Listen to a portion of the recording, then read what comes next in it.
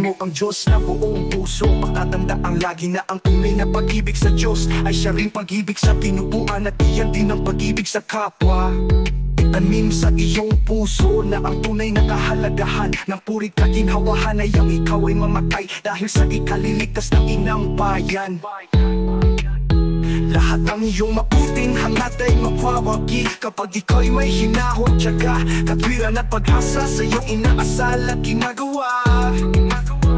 Paghinaan mo kapara ng pag-iingat sa sariling puri, ang mga pasyaya at atikain ng KKK. Katungkulan ng lahat na ang nabibingit sa malaking kapahamakan sa pagtupad ng kanyang tungkulin ay iligtas at ikapariwara ng sariling buhay at kayamanan. Ang kaugalian natin sa ating sarili at sa pagtupad ng ating tungkulin ay siyang kukunang halimbawa ng ating kapwa. Pahaginan mo ng iyong makakya ang sino mang mahirap at kapuspalad. Sipag sa paggawa na iyong ikabubuhay ay siyang tunay na sanhi ng pag-ibig, pagmamahal sa sarili, sa inyong asawa, mga anak, sa iyong kapatid at mga kababayan.